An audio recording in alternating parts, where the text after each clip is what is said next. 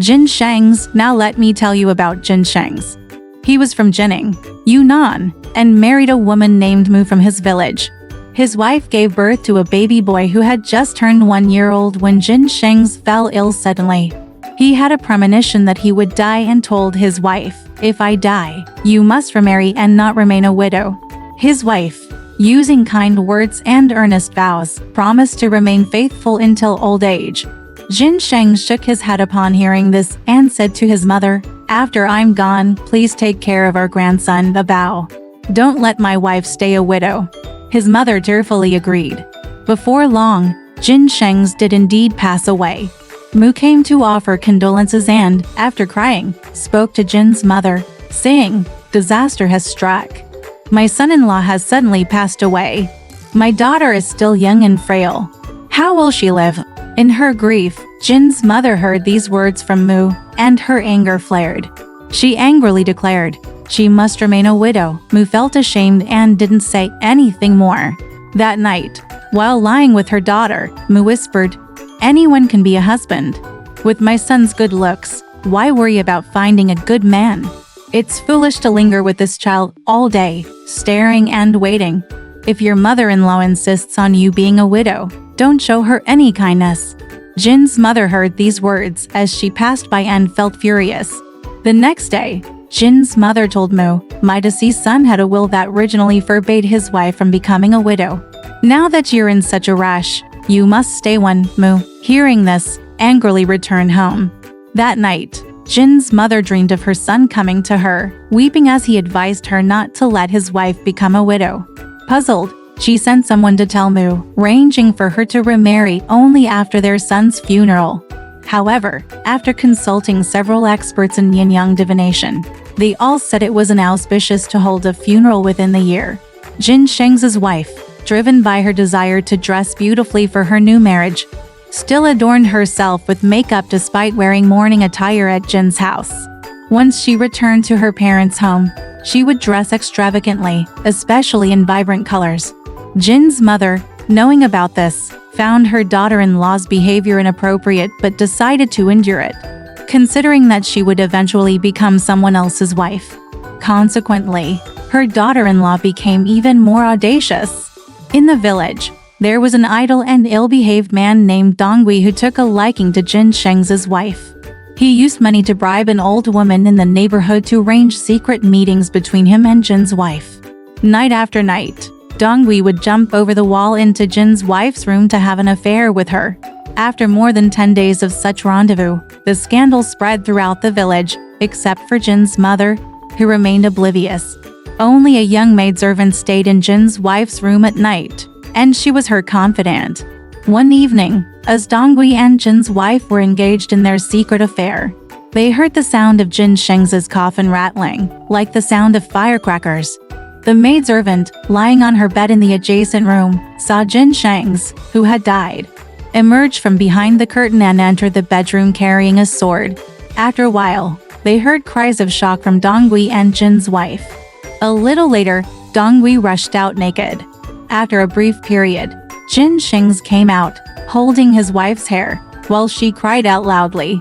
Jin's mother, alarmed, got up and saw her daughter-in-law leaving the house without clothes, about to open the door. However, her daughter-in-law didn't answer her questions. Jin's mother chased after her but found the surroundings silent, with no sound. She had no idea where her daughter-in-law had gone. Returning to the room, Jin's mother found the light still on and noticed a pair of men's shoes. She called the maidservant, who timidly came out and recounted the strange events that had just unfolded. Both Jin's mother and the maidservant were terrified and bewildered. Dongui fled to a neighboring house, curling up in a corner. After a while, the voices of people gradually subsided, and he stood up. He was completely naked, shivering in the cold, and he thought about borrowing some clothes from the old woman in the house. Seeing a room with slightly open double doors, he entered temporarily. In the darkness, he felt the presence of a woman's feet on the bed. Realizing it was the old woman's daughter-in-law, he immediately harbored wicked thoughts. Taking advantage of her sleeping, he sneaked into her bed and began to approach her. When she woke up and asked, "You're back?" Dongui replied, "Yes." Astonishingly, she didn't doubt him and allowed him to be intimate with her. Unbeknownst to Dongui, the old woman's son had gone on a trip to the neighboring village and instructed his wife to keep the doors closed until he returned. When he came back, he heard noises inside the house and grew suspicious. Listening more closely, he heard loose talk and lascivious behavior. Enraged, he burst into the room with a knife. Dongui, frightened, dashed under the bed. The old woman's son quickly lunged forward and killed him. Then he intended to kill his own wife, but she cried and explained that her husband had mistaken her. He spared her life, not realizing who was under the bed, and called for his mother to come. Together, they ignited a lamp and found Dongui barely recognizable, with some signs of life remaining. He could still answer questions, but he had multiple knife wounds and was bleeding heavily. Before long, he succumbed to his injuries. The old woman panicked, not knowing what to do. She told her son, "You've caught them in the act, but you've only killed one. What should we do now?" Faced with no other option, the son had to kill his own wife as well. On that night, as Mu Elder was sleeping, he heard a cracking sound outside the door. Upon looking out, he saw that the eaves of the house were on fire. The person who set the fire seemed hesitant, unsure of where to go. Mu Elder shouted loudly, and the household members quickly gathered. Fortunately, the fire had just started and was easily extinguished.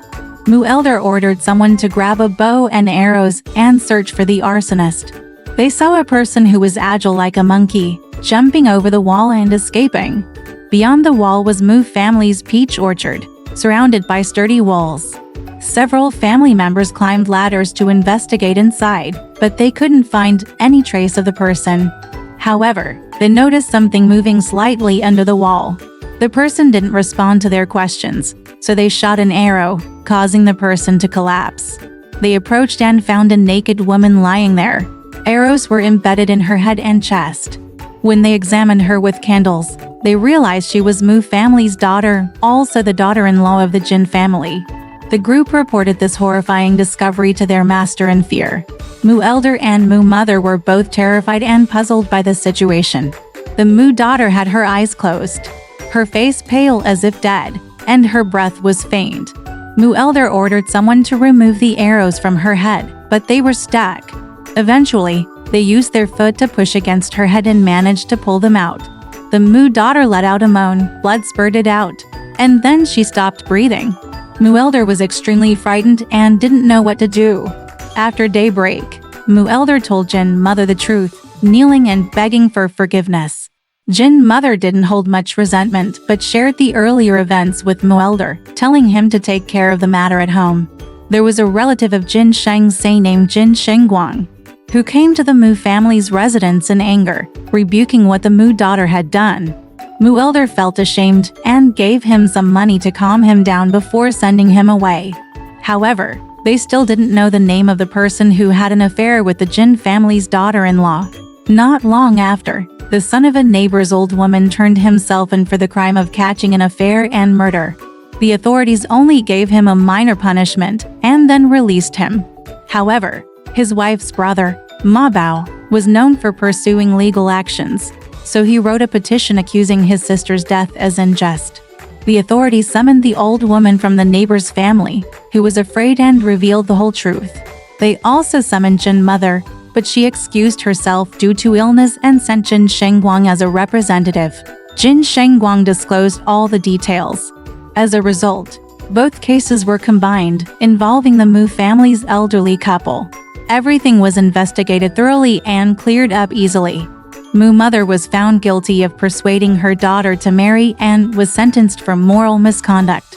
She was beaten and ordered to pay a fine, which left their household in ruins. The neighbor's old woman was charged with enabling the affair and was beaten to death. The case was thus concluded. Alright, this story has come to an end. If you liked it, please give it a thumbs up. Thank you.